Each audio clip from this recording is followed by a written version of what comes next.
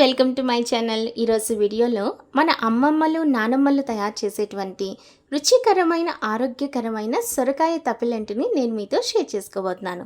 ఇంతవరకు మీరు తినకుండా ఉంటే వెంటనే ట్రై చేసేసేయండి, తప్పకుండా నచ్చి తీరుతుంది, నేను గ్యారెంటీ.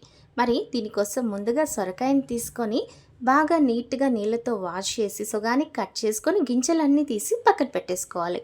ఈ విధంగా పీల్ ఆఫ్ చేసుకోవచ్చు, లేదా అలాగే తొక్కుని ఉంచేసినా పర్లేదు. ఫైనల్గా ఈ విధంగా నేను ముక్కలుగా చేసుకొని సన్నగా కటర్లో వేసి తురుముకుంటున్నాను. మీరు కావాలంటే తురుమేసుకొని పక్కన పెట్టేసుకోవచ్చు. దీంతో పాటు నేను ఒక ఆనియన్ని కూడా యాడ్ చేస్తున్నాను. ఆనియన్ అలాగే సొరకాయ.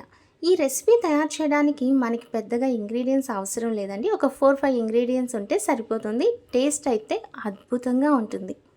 మరి దీనికోసం సన్నగా ఈ విధంగా తురిమి పక్కన పెట్టుకున్న తర్వాత 4 గంటల సేపు నానబెట్టినటువంటి పచ్చినగపప్పుని యాడ్ చేస్తున్నాను. ఒక 2 టీ స్పూన్లు అయితే సరిపోతుంది. ఒక 2-3 పచ్చిమిర్చిని సన్నగా తరిగి వేసుకోవాలి.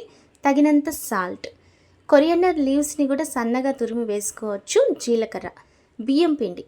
ఈ బియ్యం పిండి అనేది అసలు వాటర్ అయితే ఒక్క స్పూన్ కూడా వేయద్దు. మనకు ఉన్నటువంటి సొరకాయలో ఉన్నటువంటి వాటర్తో కన్సిస్టెన్సీని మెయింటైన్ చేసుకుంటూ మనం బియ్యం పిండి కలిపేసుకుంటే చపాతీ ముద్దలాగా మనం కలిపేసుకోవాలి. ఆ తర్వాత స్టవ్ పైన పెనం పెట్టి స్టవ్ని మాత్రం ఆఫ్లో పెట్టండి.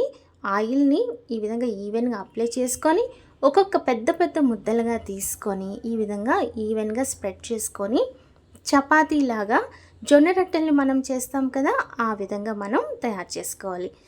ఆ తర్వాత స్టవ్ ఆన్ చేసుకొని మీడియం ఫ్లేమ్లో పెట్టి మనం హీట్ చేసుకోవాలండి. ఈ విధంగా మిడిల్లో హోల్స్ పెట్టడం వల్ల చక్కగా అన్ని వైపులా బాగా కాలుతుంది.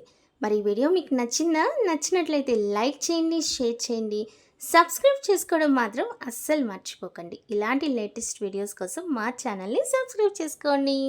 Thank you for watching.